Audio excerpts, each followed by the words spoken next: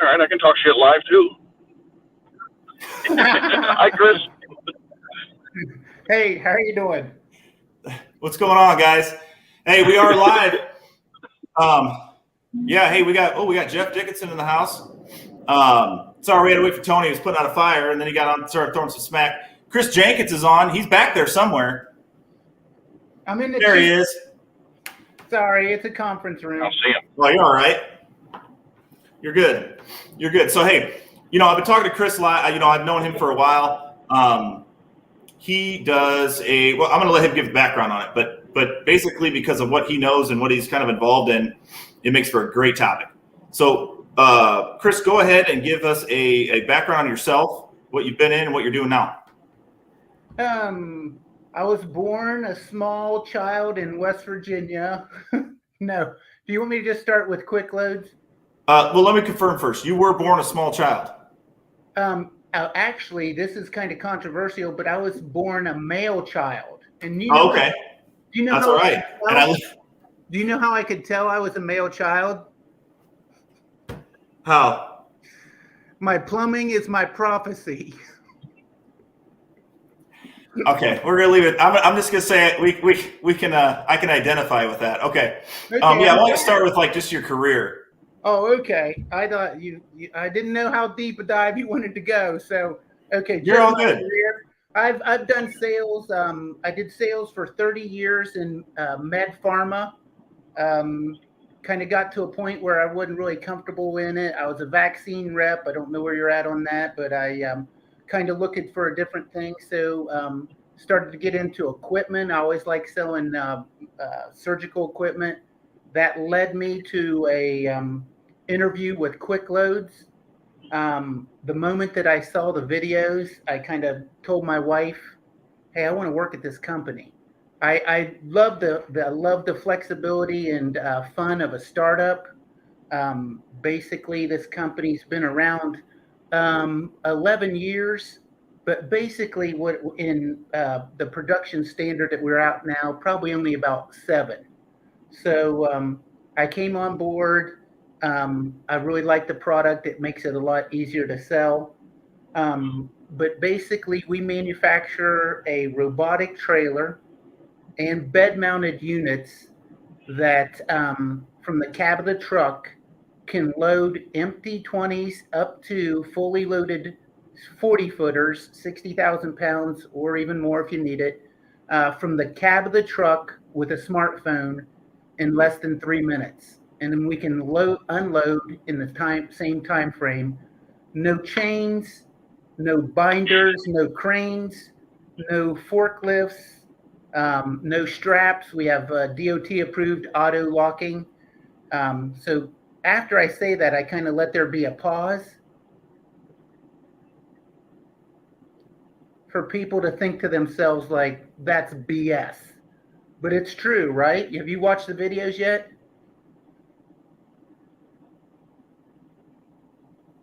Uh-oh. Can you hear me? I'm on mute. Yeah, I can hear you. I haven't watched it yet. I was on mute. Yeah, I did watch the videos. Okay, so we can load fully loaded containers from the cab of the truck. Everything's done inside the cab. We have cameras, up to 5 cameras, and it's pretty simple. So that brings you up to where we're at right now. Is that okay? That's really cool. Does that eliminate dray trucks that are not near a port? Because they're expensive. From what I hear, I don't know. I don't have any drays.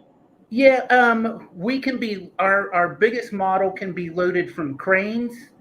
It can load from dock height, and it can load 60,000 pound containers laying on the ground.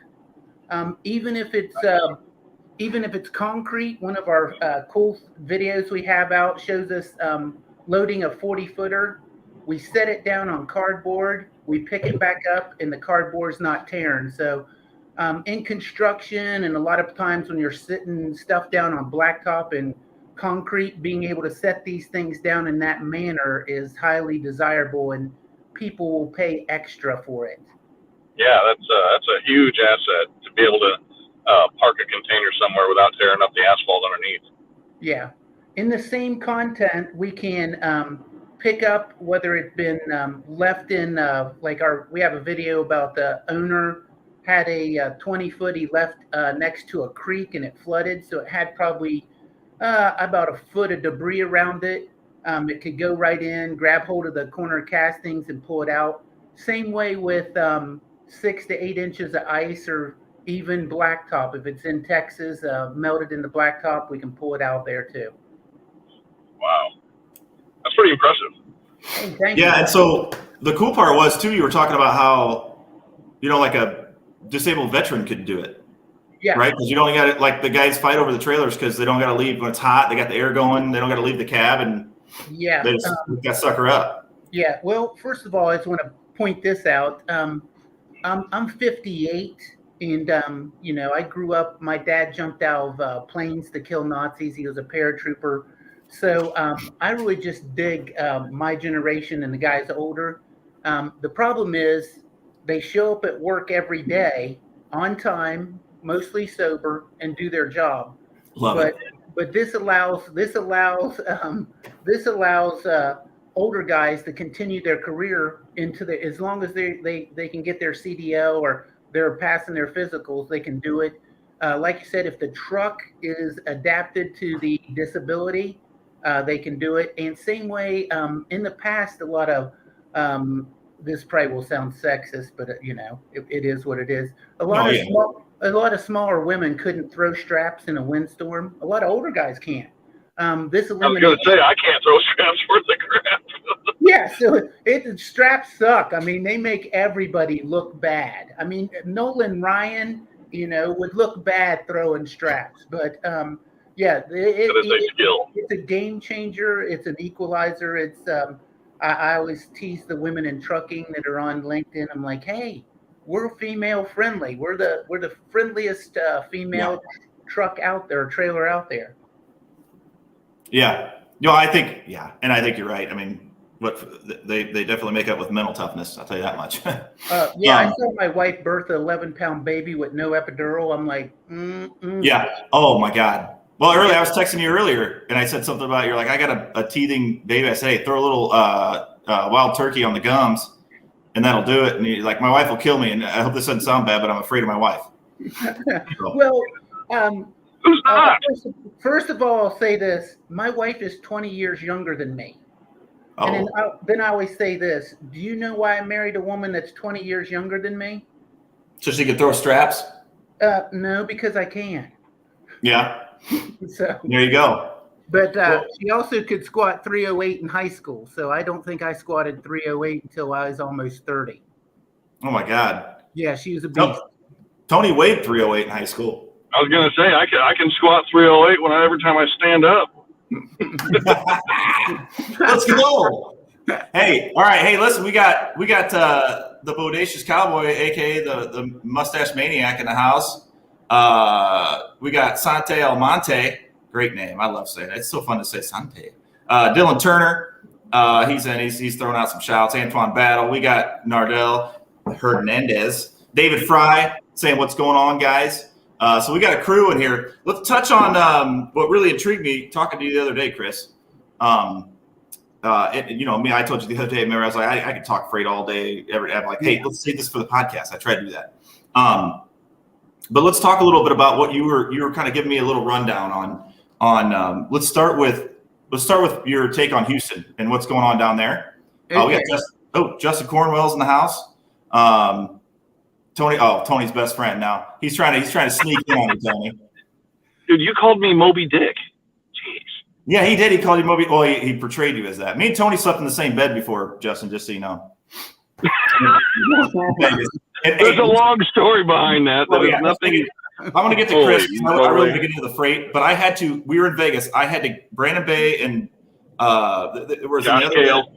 And me and Tony were one. I had to get up and go. Luckily, everything's open, and go down to the strip to CVS to buy earplugs because he snores so bad. Darn tootin'. And then down in where'd we go? Oh, Louisville to the truck show. Yeah. Me and Luis Claudio and Tony stayed in a Airbnb. We were gonna sleep. I gave Luis the couch because I had it the night before. We were gonna sleep in the same room. I was gonna be on the bed, and Tony's just gonna be on the floor.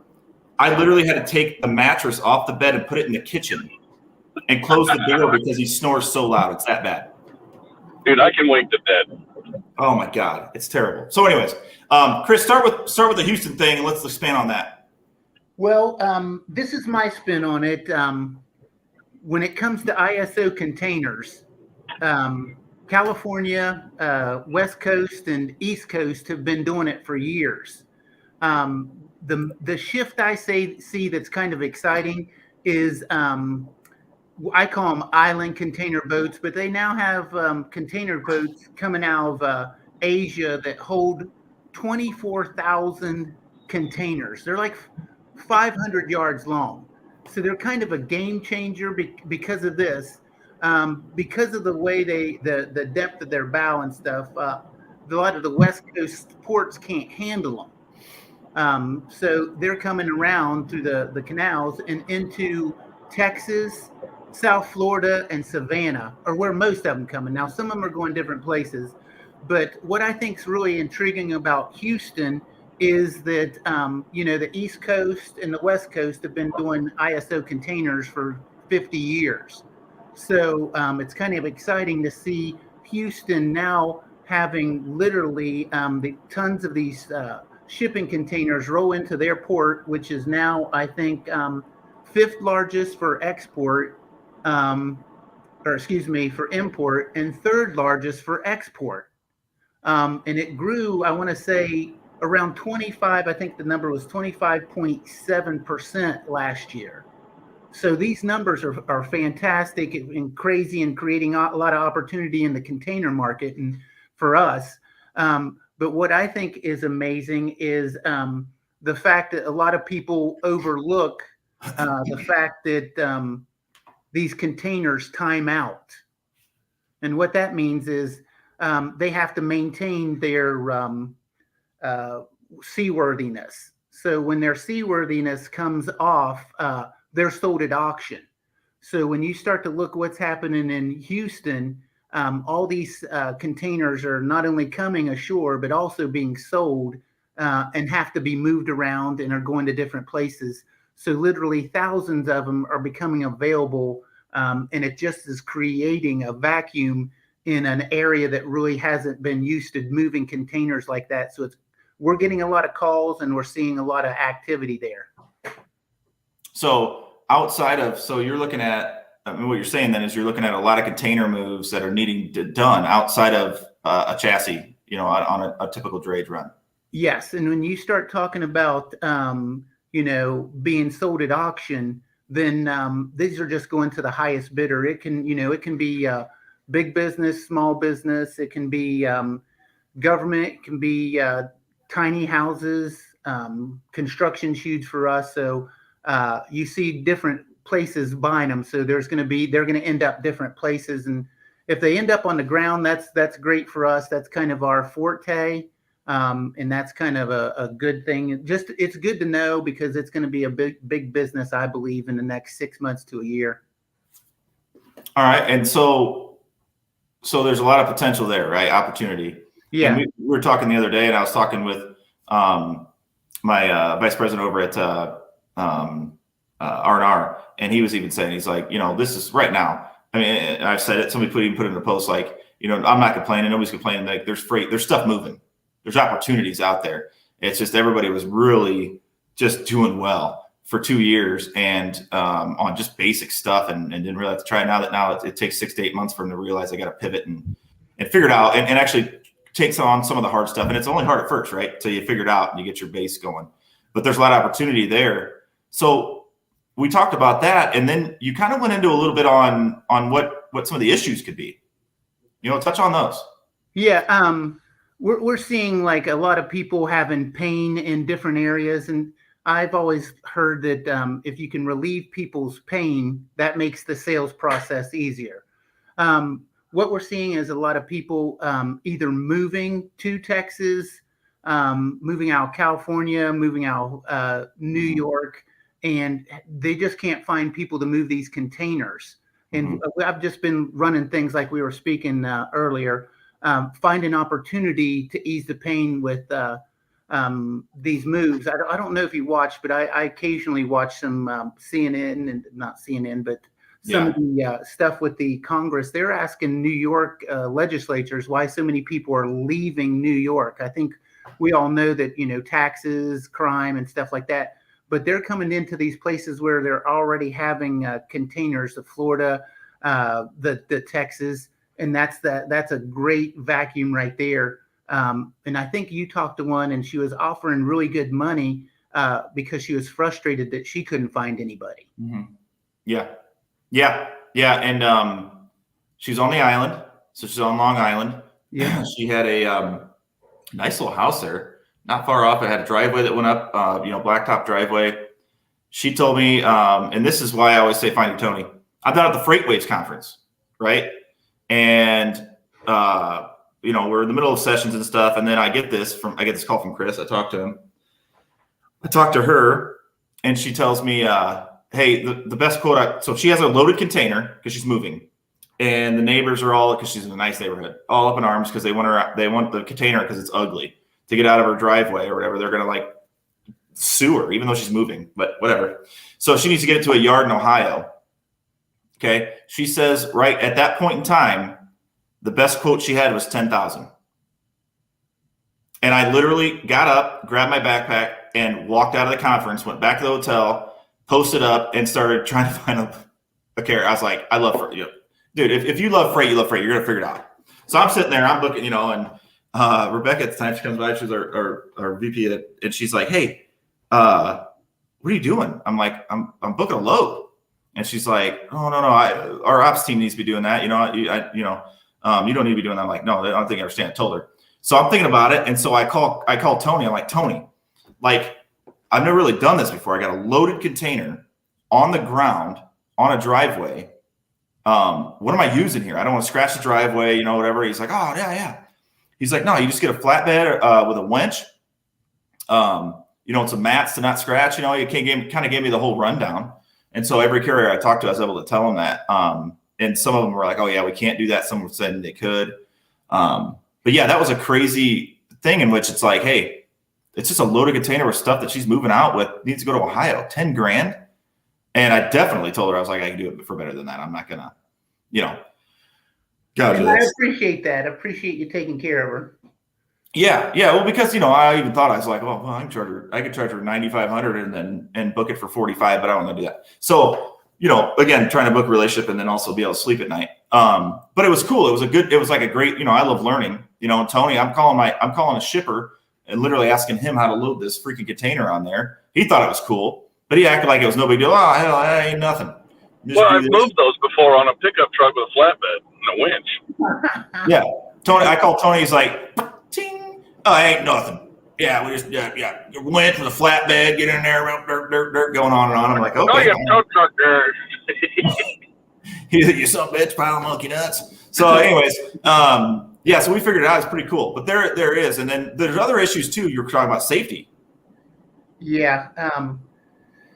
One thing right now, it's a huge liability. I have a cool story with a company that's from Cincinnati that came over. They had been with a company and they were comfortable with their trailers. The company's been around years. They have if I told you their name, they're famous, but TQL? Pardon? Oh, they have their own trailers. Never mind. Yeah, they have trailers. So they had a cable failure, and the guy it cost someone their arm. So they were looking at trailers. Of course, that's kind of our forte. We've never had an accident. It's kind of hard to have them when you're in the cab of the truck. Even if something does go horribly wrong, you're kind of in the safe space. And we're not exactly the cheapest. I think we're 20, I forget, was it 20K or something more. The guy was asking me, and this is funny, every one of them's on board except the old guy. And the old guy's like, he just did not want to change. And he just kept on like, you're $20,000 more than our current thing. How can you justify that? And I finally just said, what are you paying for the guy's arm? Yeah. And I'm like, hey, can you put a price on safety when it comes to stuff like this? Yeah. So we never had an accident. Everything's done from the cab of the truck. Containers are dangerous. They always have been. They're heavy, they're awkward, but we've never had an accident. Now, I will say this: building these suckers, it's a bucket of guts over here. I mean, it's like cuts, sutures, ER visits, but the moment they get in the customer's hands, never an accident. Now, building them, it's bloody. Yeah. So the last thing you want to do is have a guy who you used to call Steve and now you call him Nubs, right? Yeah. Yeah. So I mean, you got to, and those aren't fun to do, and so and that's what it is. I mean, when there's money to be made and there's stuff to be moved, people jump in and they do it. And I'm sure back when Tony was hauling horses, how many times they probably got kicked because they just wanted to get the job done and were almost sober, like Chris said earlier. But I think you look at the shifting. And what's your take on the shift of port activity? The increase in like Houston. I know. I've noticed a lot of companies have moved to Savannah, have opened up warehousing there, have opened up a lot of stuff. Me and Tony are going to speak at a conference down there. Actually, it's just Tony speaking, but I'm going to be in the front row. I'm getting this fat head, like a big head. It's like going to be his head. You're there emotionally. Yeah. So it's like a huge like cutout of his head, and I'm going to be in the front row cheering. But anyways, so he's talking out in Savannah at the port. And but there's like so much going on there. You've got, of course, Southern Florida. They've talked about a lot there. What's your take on the increase, and will it shift back, or is this going to be around for a while? I think it's going to be around for a while because with the Houston, South Florida, and Savannah, from what I hear, the ports before they get them cleaned out in Long Beach and Oakland, that could be a while. But they're saying they said 6 months in the articles I was looking at, but I don't know. I think it could be a year. I think they're kind of the congestion that is getting cleaned up. But one of the things is the quality of the ports. Like I said, Houston is they're adding 3 mega cranes and a 6th wharf. Savannah is doing improvements. South Florida is an awesome port. I mean, it's modernized.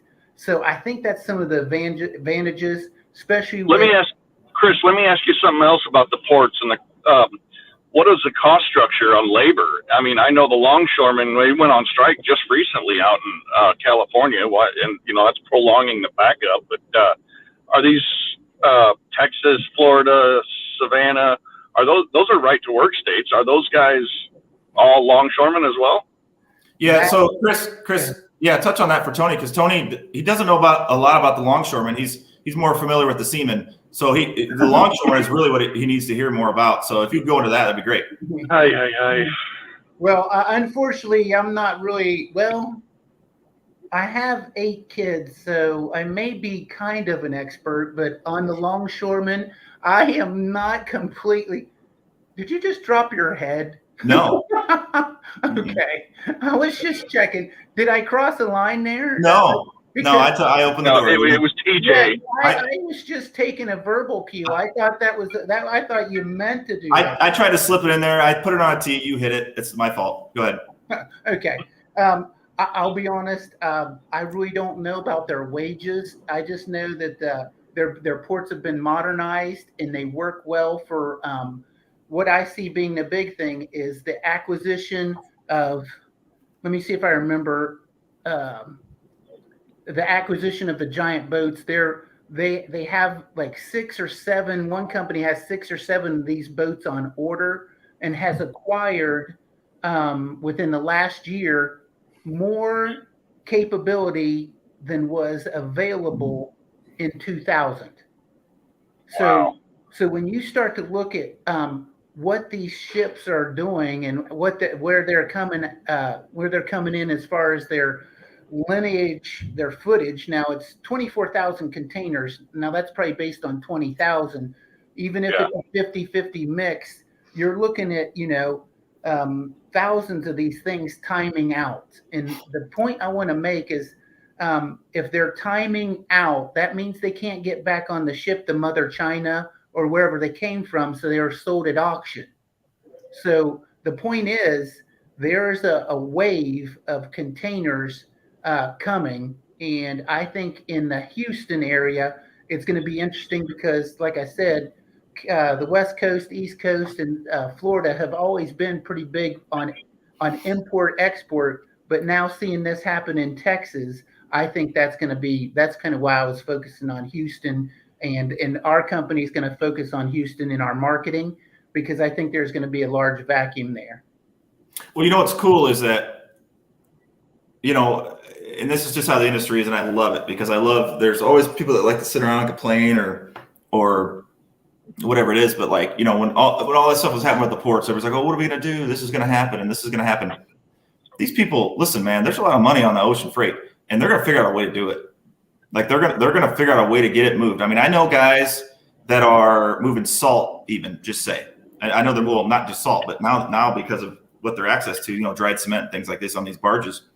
And that a lot of it they used to pull from like the Mediterranean, things like that, to come across to the Atlantic, to these ports, and they've gotten to these mines in Morocco, and these mines on the western coast of Africa have got to where they can get these Laker vessels in and out and across, and then they're coming up through the Great Lakes, right? So. And because now they're big enough, they're not only putting salt on there, but they have enough room for the dried cement and all the other things that they can pull out of there. So they were going to figure out a way to do it, right? And so you're seeing the ports up in Manistee and Muskegon and places like that, booming much more than they were. Thunder Bay and all that stuff. It's something that a lot of people talk about, but like again, there's capacity shortages, there's port shortages. It doesn't always mean a shortage. It's going to shift. Things are just going to shift. People are going to figure it out because there's so much money to be made, and they're sitting down after, and they're not going to lose that, right? It's just going to go somewhere else, and maybe to a different area. Yeah, I agree. And then it's who can capitalize on it, right? Yeah. We see that. We see it also with railways when they get to the destination, offloading the containers, and then where are they going to set these containers down as they offload them? Do they put them in a temporary storage place? Do they load them on chassis? So we've had tons of people calling us where they're doing business with the railroads for the final mile. So that's kind of cool. We see a lot of people coming in with pop-up storage areas. We just did a cool one that had a really cool business model in North Carolina that was painting all their containers pink. And if they had a family story about Big Mama's Box. So we just placed one over there in North Carolina. The name of the company, this is a shameless plug for the guy because he's kind of cool. It's Big Mama Box. Bright pink, you'll start seeing them. They just got their unit in and they'll be delivering. They're delivering them for remodels and empty 20s where they are doing stuff with them, and then they come pick them up when they're done using them. That's pretty cool. I was talking to you. I've got a place up in northern Michigan, and I'm going to put a container home together, or like a cabin down the road here. But hopefully, there's more and more of those moving. I got somebody I help move containers for here in Indiana, and then we just move them to. They sell them to build container homes. Yeah. They don't build them. They just supply the people that do. Yeah, we're working with companies that do the EV stations too, where they put the charging station in it, and it's like added security. Yep. We're working with government people that are using them. So it seems like these containers, as they, I believe, as they flood the market, they should come down. For any of you guys that are doing, that are in trucking, that are working with construction, we do something here that's kind of cool. We cut 20 footers in half. We weld a 5-inch lip around them and reinforce the sides, and we do them as dump trailers. So typically, trash bins are running $4,000, $5,000, $6,000, and then we have a cool recycling thing that we can take to the dump it, and bring it back that is dirt cheap. But that's kind of a cool idea. If anybody out there is doing has any 20s, you can turn them into trash bins for construction sites. Oh, wow. I know. Yeah, construction sites are using them to store tools and stuff too. Yeah, copper, they're bobcats. Yeah, that's I would say this whole year our sales are up 50% last year. And that's the fourth time they were up 50%, but this year to date they're up over 80%. And I would say 30%, 20%, 30% are construction guys using them on bed mounted units. We have a bed mounted unit. I've talked to TJ mostly about our 40 footers that hold 60,000 pounds, but we also have a bed mounted unit that can go on a single or tandem axle straight truck. It can be a dump truck. It can be a rollback. It can be a car hauler.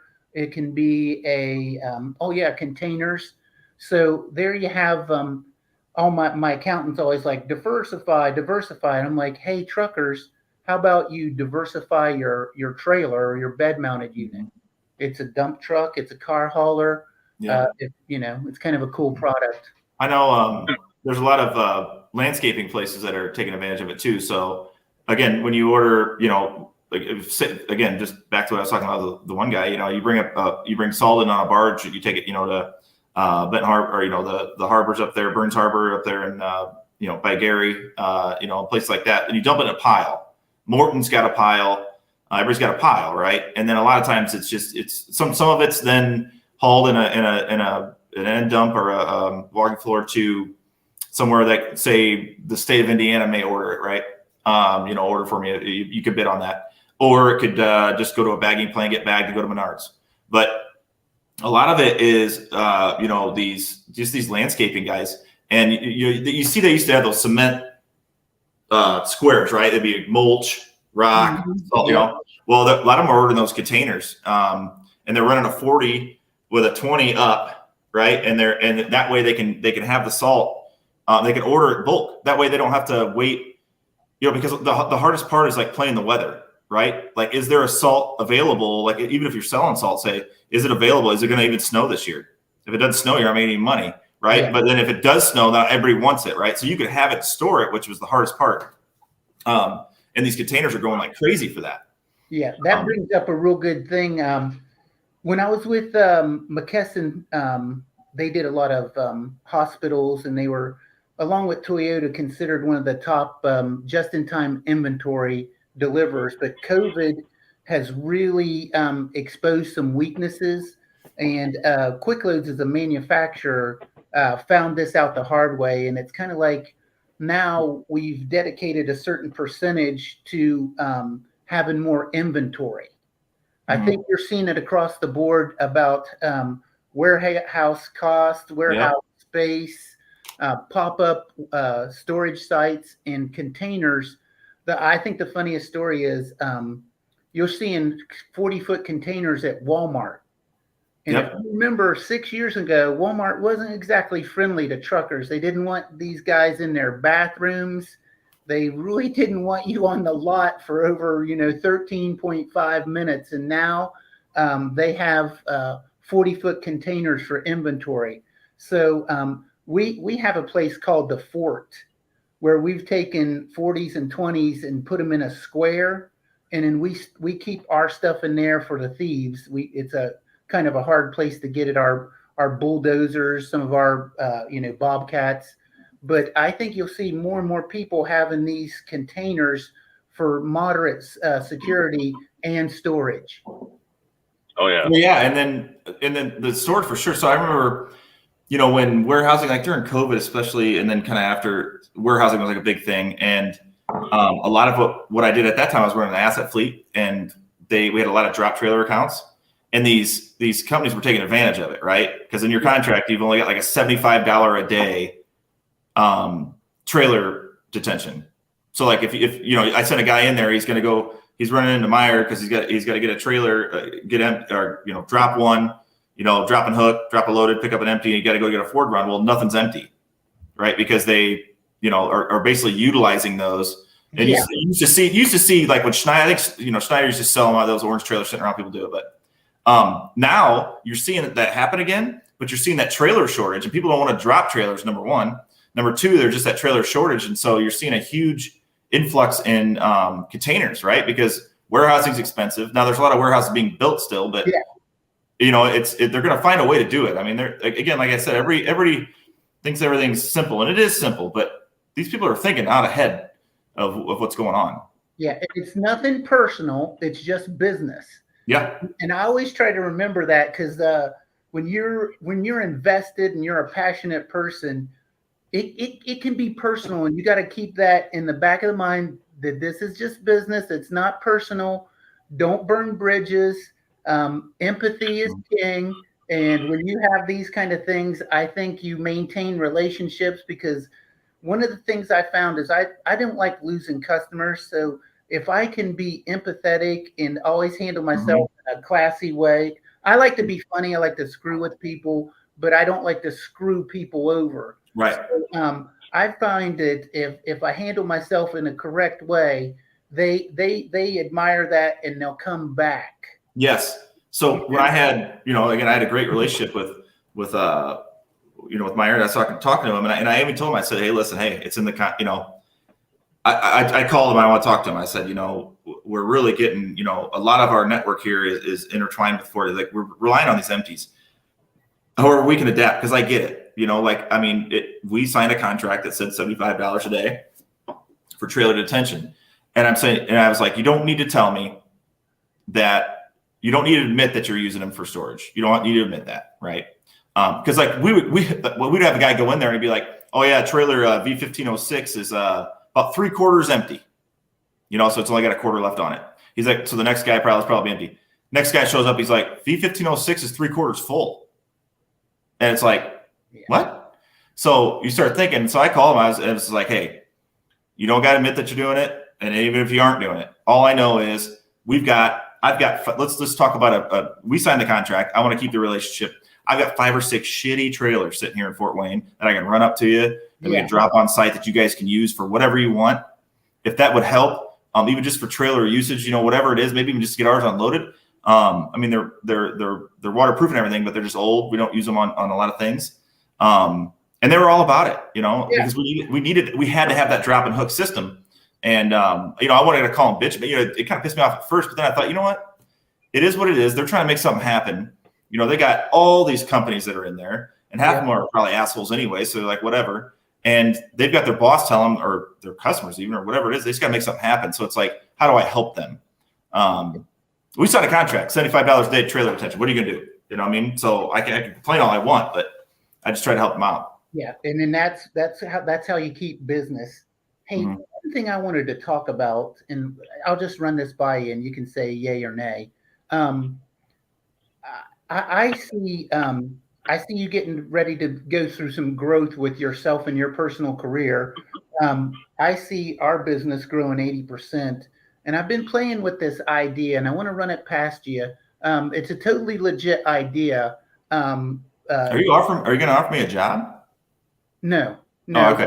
I already accepted an offer. Yeah, but I have recommended you before publicly. So I call you the young gun, because you're young, and it's good to be young. But let me say this and see what you say. I'm trying to learn how to word it, because you have to be careful, because if you use certain terminology, it kind of messes with people. But it's basically this, and it's about integrity.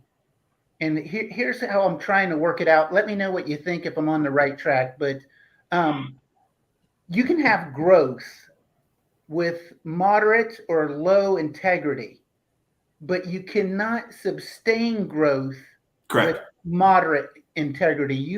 As you grow, your company grows, your integrity has to grow too. Mm-hmm. Amen. Yeah. And personally. So I've talked about that before, and there's a lot of things that I could have done that would have put me in, I would have made more money. I would have been a better spot. I was in circle for a long time, and then I was trying to find the right spot. But maybe I would have been in one spot for a long time because there were certain things they wanted me to do I wasn't going to do, and yes, you can grow. Not only can you grow, but you can grow fast with just moderate integrity, right? I mean, you can grow fast, and it's very easy. The carrot's hanging right out in front of you. I was raised a certain way, man. I just feel like if I did, I don't know. My dad has always been one that he didn't give two shits about logistics. He's been a hard nosed just to coach him. He kind of raised himself, and he raised me the right way. But I feel like he always figures or finds stuff out. And it's like, even if I did something just in business, I feel like I'd get a call that night. Hey, Teach. Hey, why don't you tell me about this? This one? I don't know. There's something in my mind. You know what I mean? When you're raised a certain way, it's like it's just how it is. And I've got kids, man. I want to be able to look them in the eyes and tell them, I want to feel like what I tell them isn't bullshit because I'm not following what I'm telling them. Hey, let me tell you a secret, man. There's no partial integrity. You either have it or you don't. I mean, it's hard. You get pushed around, like, because I'm not a weak person either, right? I'm not tough, but it's also, that loyalty you show, the things that you want to do, and people are on board with it. And then when shit hits the fan, I always said, like right now, especially with the market turning, and I've seen this in a couple different companies, but squirrels are cute till you put them in a corner. You know what I mean? Then they're crazy. Then you don't want to mess with them, right? Because it's just like, there's people portray themselves as a certain, way or whatever it is. But when shit changes and shit hits the fan, your integrity is what keeps you solid, right? I mean, that you're in relationships and what and who you have. And I've said it before in a post, and I want to say it again. I am absolutely so thankful to everybody that it took a bit. It took Tony basically telling me to quit being a wuss and put the post out there. But, I did it, and I was just overwhelmed with the amount of support. And some of the people just couldn't even offer me a job. They're like, I can't offer you a job. We're small, but like, I just want to wish you luck. If you need anything, let me know. I had some great conversations. I found a company that just is unbelievable. And I bootstrapped my way through most of what I've done in my career, and just had to come up with it. And now I finally got support. Who knows what the hell's going to happen now? So it's like, with that support. And I found that, though, I went through some times in which it was like, I know how to do this. I was taught, how to do it correctly. If Circle does things, I still look at those guys as brothers and the owners as my dad's in the industry, my stepdads, or if you call them that. But it was one of those things where it was like, why can't, I know how to do it. I'm doing it right. Why is it not sticking? Why is it not sticking? But I just kept pushing forward. I wasn't going to give up. And it's like, you find that especially when the market turns. So I think that's a great point. And I think it plays into not only your personal life, but your business life, everything. And you find people, like a Tony, where if something's going wrong and, I call him sometimes, he's like, wake your ass up, man. He's like, just do this, or, you need to do this or whatever. And I do the same thing for him. Sometimes he calls me and asks me, questions. I'm like, hey, make sure you do this. And those, the accountability, because you surround yourself with people that are the same. You are who you surround yourself with. And it's what this podcast is all about. It's what our group is all about. And, that's why me and you clicked, Chris. I mean, we talk about, I grew up the country, I got two deer heads behind me here, shooting guns. You got guns like crazy. And, we relate on those things because it's something that is, our relationship keeps us honest, but it's pretty cool to see the progression of people when you surround yourself with people like yourself. Yeah. As I go, like I said, I've been in sales now 35 years, and I've seen a lot of guys come to the top, and it was almost like their character couldn't sustain it. Mm-hmm. But it's kind of funny how this, I don't know whether it's cyclic, I don't know whether it's spiritual, but I do notice this, usually right before you get a really solid break, you are put in what I call the crucible. And that's the crushing, where you're like stepped on like grapes. And I think it brings every man into a place that I call the Clint Eastwood, the outlaw Josie Wales. That I love Clint Eastwood. I think he's his man. I just could quote his stuff all day. My favorite quote is from the outlaw Josie Wales right before he kills some guy. And he said something like, a man's got to know his limitations. Mm-hmm. And I think I've really been in this season of like, I'm 58 years old and I have a baby that was born on New Year's. Do the math. It's like I'm going to be like 100 years old when he graduates West Virginia math. But anyways, I've been on this like thing where I'm just trying to be a better representation for my company, a better representation for my sons and daughters, and I have this thing that I'm really like asking around other people about what's your self evaluation look? What's it look like? Do you know what I mean? Or do you know what I'm saying? Like, Yeah. when I started here, I was in sales, and I was in a remote area. I covered West Virginia, so I really didn't travel with any sales managers. I was kind of like I had to do everything my own, which kind of sounds like you. I bootstrapped it, but if I did any high tech equipment, they would send in an ultrasound tech or a lab tech or a cardio tech, and they would do the demo on equipment while I was doing pre-close and close and then financing and stuff like that. So, but your referrals, the referrals in West Virginia are great. I heard because everybody's related, right? Yeah, I think I'm actually related to quite a few of them. So yeah, it's everybody. It's everybody's your cousin. Yeah. I always tease people, have you ever kissed a cousin? Because no one really wants to talk about it in West Virginia. It's always an awkward situation. But yeah, moving like, right no, I did a goat though. Yeah. So that being said, I'm like, as I move forward in this evaluation, I want to tell you how I came across it. I had never really worked with another salesman in a sales call, and I took a guy with me that was younger, and he was very good at the technical part of it. So I kind of treated him like a tech guy, and he was highly offended. And I just want to say this. He came back and said, "You kept interrupting me." And it was like a really good growth thing for me because he was totally right. Mm-hmm. So I think I want to just bring this out and say, hey, as you climb up this ladder, as I do what I'm doing, as your viewers do this, to basically keep an open mind because the kid was right. I was interrupting him. I had to go back and apologize to him. But that's kind of where I just wanted to bring that up because so many people have this success, but they don't really self-evaluate and correctly. So I'll leave that at that. I'll get off that, but I just wanted to see where that went. No, and I believe in that too. And I think it's important because it's, I think having confidence in the right things about yourself is right. So, I have all the confidence in the world in what, I can do, ethically, strategically, operationally, all this stuff like that. But when it comes to, sales or anything like that, I'm always open-minded, always open to learn. Yeah. I always say it's why I'm on this show. I started this show because I felt, I wanted to surround myself with people that knew more than me, and I still do, and I love it. I always learn little things. It's so weird. It's like you kind of have an idea, but I think there's certain things you got to stay confident and stand your ground on that are important.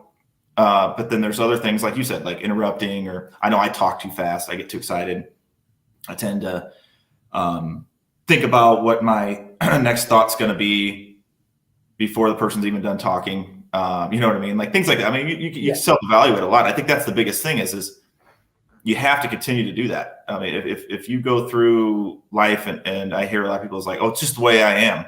People can't accept for the way I am. And it's like, okay, well, in certain things, yes, they should accept you the way you are. But the other things, you need to change. Yeah. You need to get better. You can't just say it. You can't just go through life telling everybody it's just the way I am. That's not how it works. You know what I mean? And you can, but you're not going to get anywhere. And you're just going to bitch about everything your whole life. So it's like, I'm constantly doing that, and I've got guys right now, like I told them that. I was like, listen, man, I went through that phase when I was young, where I was the man, you know what I mean? Like we've had such rapid growth, and, I all of a sudden I'm a leader at this company that's got all these people in it. I went through that phase, that cocky phase. Yeah. And I got knocked down, and just really just kind of like it wears on you, and you don't really feel like yourself anymore. I'm past that. You know what I mean? Like I want to come in and be a part of something, collaborate and learn, and it's why I do this. We've never monetized this podcast. We've never, done anything like that. because it's for me and Tony, we just love the industry, and the people we have on do too. You know, those people that have said they don't want to come on, but you'll see them on another one, or you see them speaking somewhere where they get paid, and that's okay. That's not us. We are who we are. We stick by that, and I think that's why people like it, and they follow around. We got a great community. Yeah, I have enjoyed talking to you. I have enjoyed your honesty. What I really appreciate is that you were protecting the leads that we gave, and I wouldn't have had any problem with you just matching the price on that one. But when you told me that you weren't going to do that, I was like, okay, let's see where this goes. Mm-hmm. And I think it's kind of crazy where it's gone. Yeah, and people don't understand the power of that. The power of giving up something that is small, because you think about how it's going to affect them. So, you think about how, a $1 billion company that's a shipper, it's one of your customers, and you're going to maybe knock a rate off or something like that, knock it down for them. Like, it's not going to affect them. So you don't think it's going to be a big deal. So you don't do it. It may affect you more, but just the fact you did it goes farther than what you. Or you cut a young guy some slack, or like I want to say a little over 30% of our customers are repeat. Mm-hmm. So it's kind of cool. On some of the deals now, people are coming back to me and saying, "Hey, I'm thinking about buying my second unit. I'm booked up. I just had a guy that was super nervous, and I said, listen, I'll help you find leads." He called me up and said, "Hey, I can't come in this week. I am booked up for 3.5 weeks. Can I come in on the weekend?" And I'm like, "Yeah, come on in." He's like, "Yeah, I'm getting tires that morning and I'll head there. I'll be there on Saturday at 3:00. Dude, these some of the ways that I think it's the best way to organically grow your business. Mm-hmm. Yeah. I've done a lot of that with people that I know. Send them referrals and stuff, and sometimes you don't get stuff in return. People talk about selling on LinkedIn, and I've given I've my take here on a lot of what the content is recently, and how it's more geared towards just getting likes and comments and all that stuff. And if there's not an end goal there, what it's for, if that's just for you, for whatever, and that's okay. I have nothing against it, but the customers that I've landed because of the podcast and because of my LinkedIn content they just come out and say, "I like your mindset. I like your take on things. I like how you approach them." And that's what kept me doing it. It wasn't, I love being around people and learning. I could do that without being on a live show. I don't have to do that. My outreach is because of, I have had a lot of guests that have reached out, a lot of people that have reached out that I've learned a ton from because they saw the show, or even customers, even a couple of my largest ones, even because it's just, you are who you are. You're not going to apologize. You're just going to be who you are to a certain extent. Yeah. But you're showing that you're willing to learn and that you're flexible. You give your advice. People really like that. And then somebody else gives advice and you really like that. And you're like, wow, I was wrong. So I think that's great. I think it's the best part about this show. We were going to get into a bunch of other things. Tony's on the road or on the move here. And that's part of it. So handle it. But Chris, I appreciate you coming on, man. Great conversation. I think, you guys, it's just another example of what there's opportunity out there. Things are moving. You just got to find it. Don't get stuck in a rut. Don't get stuck on. I feel like a lot of people lately I've talked to really just kind of, and I don't want to use this because there's no other word. I've been trying to find a better alternative for this, but just butthurt about, the fact that they were doing so well on something, right? And they were hanging their hat on that, and then now it's gone, or they lost it, or it's not working, and it's not as, the volume's not there, or whatever, and they just can't get past it, and they can't pivot. And you have to, guys. You just have to. And then there's always something moving out there. You got to be willing to just be comfortable being uncomfortable. Get out there. Go suck at something new today. I've always loved that quote. Go suck at something new today. And figure it out and learn it, because that's the only way to make it. But it will grow your confidence quite a bit, and then your ability to look at a downturn in the market a lot differently. So yeah, and your resilience. Sometimes you can overrate being able to take a punch. Yep. You know, I used to have a guy that taught Aikido, and he would always say he would torture me, and he would be like, "I really like you, Chris." He said, "Your skills aren't that great, but you have strong bones, and I don't have to worry about breaking them." Mm-hmm. And Yeah. he would always say, "One thing about you, you're resilient. You can take a punch." Mm-hmm. And that's kind of what you're saying in the business aspect. It's being able to take that punch and still keep fighting. Yep. Yeah, and there's a lot of people that that get knocked down, don't get back up, especially in this industry, guys. It's just I'd love to see the metrics. I never talk about turnover, but like the metrics on how many people make it a year, how many make it 3 years, and then the people that make it like past 3 years, how successful they are. Right? I always tell people like just stick with it, man. It's like a cross country race. Everybody takes off in a pack, and they start dropping like flies. You know what I mean? Like when everybody takes off at the beginning, everybody's in a huge pack, and by the end, it's not like anybody's running faster than anybody. I mean, maybe a little bit. They're just more consistent. They're stronger, whether it's mentally, physically, whatever it is. And if you just stay with it, by the end, you've got a shot at it. My dad coached track field, and he's a Hall of Fame coach, and he always used to talk about that. He's like, set the pace, set your pace, and then stick to it. He's like, and you're going to get passed. People are going to get past you. He goes, but I'm telling you right now, if you stick to it, you're going to end up passing them by the end. Yeah. He's like, don't get caught up in that initial shotgun start, and then get all bent out of shape when people are ahead of you. So it's just it's one of those things that it is what it is, and when you got people around that remind you of it, it makes you better. There's a lot of times I could have looked at things and said, wow, how do I get through this? I never questioned how I was going to get through it. I just knew I would. Right? I mean, you're just going to. It's no way around it. So have that with you. Take that with you today, and keep grinding, guys. It's not as bad as what you think it is. No. Just get creative. Start talking to people. Get humble. Swallow your pride. Go start asking questions and learn something new. That's good advice right there. Yep. All right, guys. Hey, thanks, Chris, for coming on. Thanks for having me. His trailers are basically modern day Transformers.